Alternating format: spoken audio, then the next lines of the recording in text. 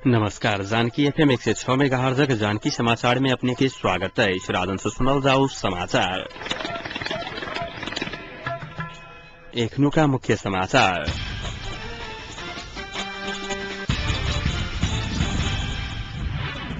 विवाह पंचमी महोत्सव अंतर्गत आज मटकोर सम्पन्न। जनकपुर की सुरक्षा व्यवस्था अत्यंत कड़ा। प्रधानमंत्री भट्टराई पक्षक 60 गोटे मजदूर कार्यकर्ता सब काला नेकपा डैश माओवादी में प्रवेश। महतरी पुलिस द्वारा हजारों लीटर मदिरा नष्ट। मदिरा भट्टी में समेत तोड़फोड़। ठंडी के कारण महतरी में एक बालक की मृत्यु। प्रधानमंत्री भट्टराई द्वारा कल गेल सड़क उद्घाटन। धोखा नहीं कल गेल तो एकीकृत नेकपा माओवादी के शर्त मानव देववा के सुझाव। और पेशावर में भेल आक्रमण में 10 गोटे की मृत्यु। विवाह पंचमी महोत्सव अंतर्गत जनकपुर में आई माता जानकी के मटकोर विधि मनाओल गई। महोत्सव के 5म दिन आई मिथिलानी महिला सब जानकी मंदिर से विभिन्न प्रकार का वैवाहिक गीत गबैत मटकोरा ऐतिहासिक गंगा सागर पोखरी पहुंचल छलखिन। मटकोर कार्यक्रम में सजाओल गेल कोदाइल से मटकोर के 11टा थायर आ एकटा विशेष कलश में राखल गेल जानकी मंदिर के महंत राम तपेश्वर दास वैष्णव जानकारी देने छलखिन। मिथिला परंपरा अनुसार वही माटि से आई मड़वा विशेष मंडप बनाओल जात। ऐसे पहिने काली तिलकोत्सव से धानमंत्री कार्यक्रम सम्पन्न भेल छल। वही धान के आय रात भूजल जात आ धान से निकल लावा से काली भामड़ी विधि कयल जात। काली स्थानीय 12 विवाह रंगभूमि मैदान में स्वयंवर आ जानकी मंदिर में वैवाहिक विधि सब करैत शुभ विवाह आ पुष 3 गते राम केलेवा अर्थात विवाह विदाई समारोह सम्पन्न भेलाक बाद विवाह पंचमी महोत्सव सम्पन्न हैत। नगर दर्शन से शुरू भेल विवाह पंचमी महोत्सव अंतर्गत फुलबाड़ी लीला धनुष यज्ञ सम्पन्न भ चुकल अछि। एहि बीच विवाह पंचमी मेला देखल विभिन्न स्थान से श्रद्धालु भक्तजन सब जनकपुर आबा के क्रम एखनो जारी रहल अछि। एहि बीच विवाह पंचमी के ध्यान में रखते जनकपुरक सुरक्षा व्यवस्था अत्यंत कड़ा बनाओल गेल जिला प्रहरी कार्यालय धनुषा जनौलक अछि। विवाह पंचमी के अवसर पर जनकपुर में आवाला श्रद्धालु सबके सुरक्षा एवं शांति के सुरक्षा के देखे जनकपुरक सुरक्षा व्यवस्था अत्याधिक कड़ा बनाओल गेल धनुषा प्रहरी उपरीक्षक जानकारी देने छलखिन। पंथक अनुसार शांति सुरक्षा कायम करे के संगे भीड़भाड़ के नियंत्रण करबा लेल नेपाल प्रहरी के 11 से सुरक्षाकर्मी परिचालन कयल गेल अछि। तेना भीड़भाड़ में होवला कोनो प्रकारक अप्रिय घटना के रोकबा लेल सदा पोशाक में सेहो सुरक्षाकर्मी परिचालन कयल गेल पंथ जानकारी देने छलखिन। विवाह पंचमी के ध्यान में रखैत नगर क्षेत्रक सड़क सबके व्यवस्थित कयल गेल अछि। नगर क्षेत्रक सड़क पर देखल जावला श्रद्धालु सभक भीड़ के देखैत फुटपाथ के दुकान सबके खाली कराओल गेल जिला प्रहरी कार्यालय जनौलक अछि। एहि बीच जनकपुर नगरपालिका भीतर काल्हि 12 बजे रात धरि मदिरा बिक्री वितरण प्रतिबंधित कयल गेल धनुषाक डीएसपी नरेंद्र प्रसाद उप्रेती जानकारी देने छलखिन। मदिरा सेवन से होवला संभावित घटना के नियंत्रण करबा लेल मदिरा व्यवसायी संघक समन्वय में मदिरा बिक्री वितरण पर रोक लगाओल गेल उप्रेती बतौने छलखिन। एहि अवधि धरि मदिरा बिक्री वितरण केनिहार ऊपर कार्रवाई कयल जेतै हुनक कहब छलनि। तेना शांति सुरक्षा के ध्यान में रखैत सीमा सुरक्षा कार्यालय अतिरिक्त सशक्त प्रहरी के परिचालन करने सशक्त प्रहरी के उपरीक्षक सुवर्ण थापा जानकारी देने छलखिन। थापा के अनुसार नगर क्षेत्र एवं विभिन्न नाका सहित कुल 7 से सशक्त प्रहरी परिचालन कयल गेल अछि। श्रद्धालु सबक जनकपुर प्रवेश होवला विभिन्न नाका से कड़ाई कयल गेल थापा बतौने छलखिन। एम्हर विवाह पंचमी के ध्यान में रखैत नेपाल विद्युत प्राधिकरण वितरण केन्द्र जनकपुर लोड सेटिंग की कटौती कयलक अछि। प्राधिकरण के अनुसार आई से परसु धरि जनकपुर में आयल तीर्थालु सबक सुविधा एवं सुरक्षा व्यवस्था के ध्यान में रखैत लोड सेटिंग बंद कयल गेल अछि।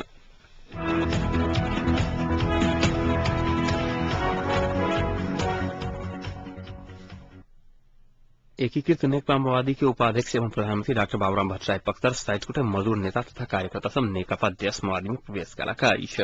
आई राजधानी में आयोजित विद्रोह और स्वागत कार्यक्रम में अखिल नेपाल होटल मजदूर संघ एवरेस्ट इकाई के अध्यक्ष होम सुवेदी सचिव राजू बर्डुआल सहित 60 गोटे वैध नेतृत्व नेता तथा कार्यकर्ता सब नेकपा माओवादी में प्रवेश कयलक अछि।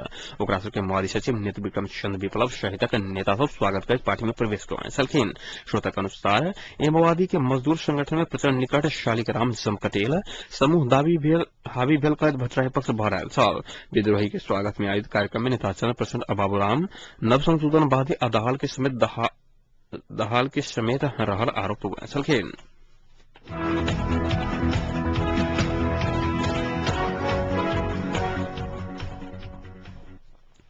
एकीकृत नेकपा माओवादी के अध्यक्ष पुष्पकमल दाहाल प्रचंड काल्हि में सहमति सरकार बनाबा सहमति जुटत बतौने छलखिन। एखन देश सहमति दिस आगू बढ़ला कारणे आ विमर्श के तीव्रता बनाओल जात प्रचंड बतौने छलखिन। शीतल निवास में आय राष्ट्रपति डॉक्टर राममणि यादव संग के भेंट के बाद अध्यक्ष प्रचंड कांग्रेस एमाले मधेसी मोर्चा अन्य दल सब संग के विमर्श सहमति नजदीक बढ़ रहला से आप देश में सेहो सहमति दिस आगू बढ़ल बतौने छलखिन। राष्ट्रपति संग के भेंट में अपने सहमति के लेल एखन दिन भेल विमर्श तथा निर्वाचन के विषय में भरल प्रगति के विषय में जानकारी कोने सेहो प्रचंड बतौने छलखिन। राष्ट्रपति यादव आईएएस संयुक्त लोकतांत्रिक मधेसी मोर्चा के संयोजक विजय कुमार गच्छेदार संग सेहो भेट कए छलखिन। काल्हि एकीकृत नेकपा माओवादी अध्यक्ष प्रचण्ड, कांग्रेस सभापति सुशील कोइराला आ माओवादी अध्यक्ष एमाले अध्यक्ष झलनाथ खनाल संग विमर्श कए छलाइक।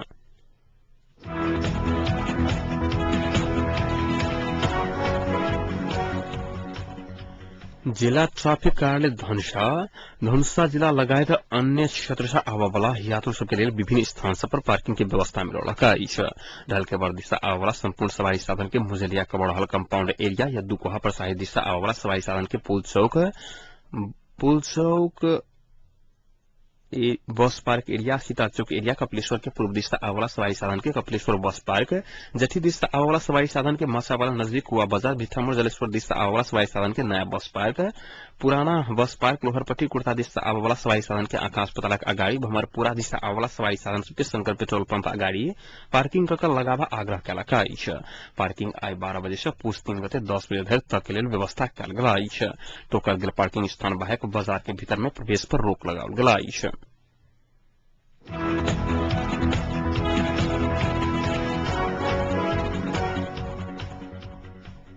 नेपाली कांग्रेस के युवा नेता एवं केन्द्रीय सदस्य गगन थापा एखन देश में लोकतंत्र के कोनो समावेशी बनाओल जात ई चुनौती रहल बतौने छलखिन। राजनीतिक दल सब संग राष्ट्रीय लक्ष्य निभेलाक कारणे सेहो देश विकराल अवस्था में फंसल हुनक कहब छलनि। ओ दल सभी सहकार्य कऽ जाय वाला व्यवहार के विकास नहि होबल देश के विकास नहि हेबाक ठोकवा कए छलखिन। भारत आ चीन बीच में रहि कऽ समान हैसियत बनावे वाला देश के रूप में स्थापित बनावा के लक्ष्य दल सब के आगू बढ़नाइ आजुक आवश्यकता रहल हुनक कहब छलनि। लालबंदी में आयोजित सम्मान तथा चाहपान कार्यक्रम के थापा नेपालक राजनीति में सृजनात्मक नहीं रहला से एकनुका समस्या सृजना भेल थापा टिप्पणी कए छलखिन। स्वतंत्र विद्यार्थी यूनियन तथा नेवी संघ इकाई जनज्योति बहुमुखी कैंपस के आयोजना में भेल कार्यक्रम में वो युवा में सकारात्मक सोच, साहस, श्रम के सम्मान करे वाला व्यवहार के विकास होबत जरूरी रहल बतौने छलखिन।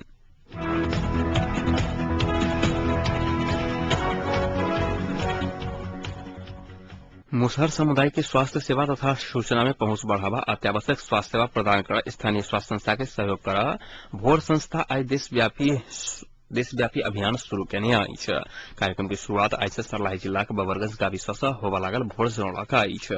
आई भेल कार्यक्रम में गाविस के संपूर्ण मुसहर समुदाय लगभग 350 घर परिवार के स्थानीय स्वास्थ्य संस्था में संगत करा कऽ ओकरा सबके स्वास्थ्य सेवा लेवा लेल सुविधा उपलब्ध कराबा के कार्यक्रम रहल। कार्यक्रम अंतर्गत जनचेतना जगावे वाला अत्यावश्यक स्वास्थ्य सेवा तथा सूचना संबंधी वीडियो तथा फोटो सामग्री से प्रयोग, अत्यावश्यक स्वास्थ्य सेवा प्रदान करके जेना खोप, गर्भ जांच, बाल वृद्धि अनुगमन, परिवार नियोजन, नवजात बाल सिहार आदि। वही उपरांत मुसहर समुदाय के अन्य समुदाय से स्थानीय स्वास्थ्य संस्था तथा महिला स्वास्थ्य स्वयंसेविका संपर्क स्वास्थ्य सेवा के उपभोग करे के अपील करके महिला स्वास्थ्य स्वयंसेविका तथा आमा समूह में मुसहर समुदाय के पहुंच तथा सहभागिता बढ़ावा के मुसहर समुदाय लगायत उपस्थित संपूर्ण के हाथक नंग काट के आ साबुन पानी से हाथ धोकर मुसहर सब बनौने खाना खाए के कार्यक्रम रहल भोर संस्था जनौलक अछि।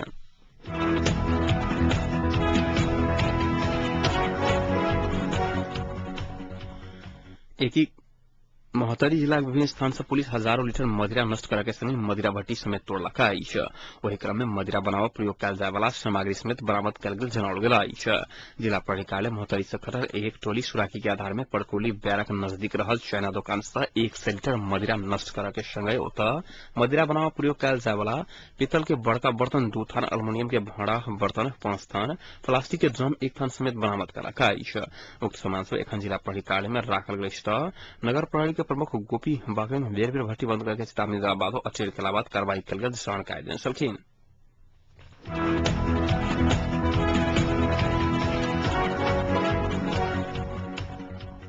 प्रधानमंत्री डॉक्टर बाबूराम भट्टराय मुगु जिला के सरमुकाम गमगढ़ी में जुमला नाम में सड़क खंड के उद्घाटन कयल छलखिन। सड़क उद्घाटन के प्रधानमंत्री भट्टराय आइ भोर मुगु पहुंचल छलखिन। सड़क उद्घाटन कार्यक्रम में सहभागी हो प्रधानमंत्री के साथ में उप प्रधानमंत्री नारायण काजी श्रेष्ठ, गृहमंत्री विजय कुमार गच्छेदार, प्रधान सेनापति गौतम शमशेर जबरा लगायत 36 गोटे मुगु पहुंचल छलखिन। 94 किलोमीटर गमगढ़ी नगमा सड़क खंड के नेपाली सेना 2064 साल चैत 12 गते से निर्माण कार्य शुरू करने नियमित स्थानीय विकास अधिकारी वीर बहादुर रावत जानकारी देने छलखिन।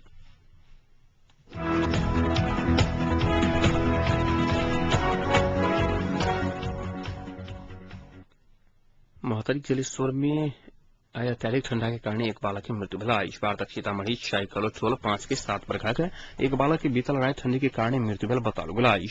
माई किरण देवी शाह संग मामा घर जलेश्वर आयल जीवन काली सांस शौचालय में गेला के बाद ठंडा लगी बेहोश भेला के बाद जिला अस्पताल जलेश्वर पठाओल गेल छल। इलाज के क्रम में बालक की मृत्यु भेल। जिला अस्पताल के उद्धृत कर जिला प्राधिकारी जनौलक।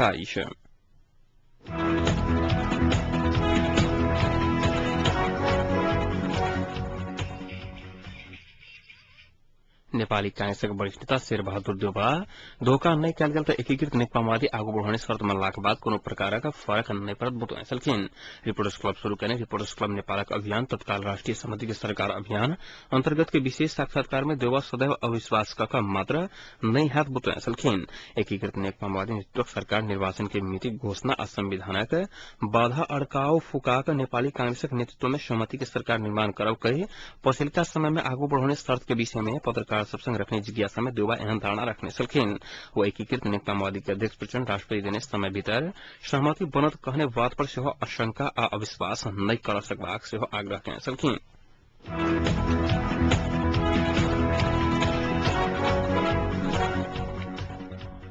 अब एक अंतर्राष्ट्रीय प्रसंग। पाकिस्तान के पिशावर स्थित एक विमानस्थल में तालिबान लड़ाकू के हमला में 10 गोटे की मृत्यु भेला। हमला में 40 से बेसी व्यक्ति घायल भेल। मृत्यु हमला में 5 गोटे आक्रमणकारी सेहो अंतर्राष्ट्रीय संचार माध्यम सब जनौलक। स्थानीय जबरन विमानस्थल में विस्फोटक पदार्थ सब भरल सवारी साधन लग प्रवेश करने हमलाकारी विमानस्थल परिसर के दोबल में सवारी साधन थकरा कर विस्फोट करने छल। राष्ट्रपति आसिफ अली जरदारी और प्रधानमंत्री परवेज मुशर्रफ घटना की निंदा कलक।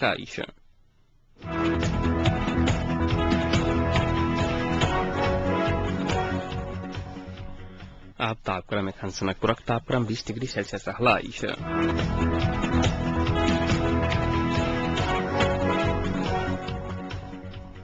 प्रमुख समाचार अंत में पुनः एक बार फिर से।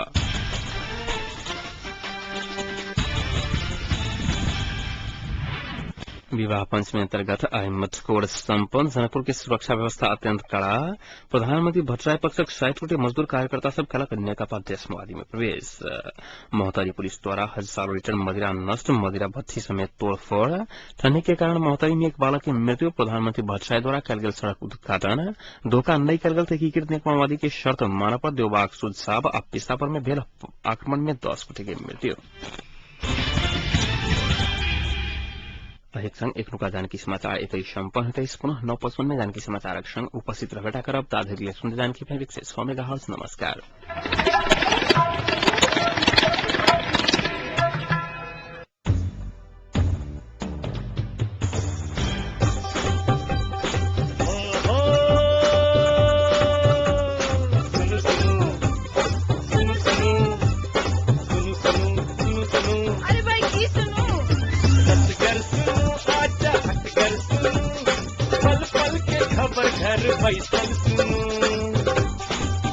जानकी अभियान सदकन अही सबके मन माफी कपन बात ऐसा सुनो। जानकी अभियान सदकन अही सबके मन माफी कपन बात ऐसा सुनो। सुनो सुनो। गर्व जानकी अभियान 106 मेगा।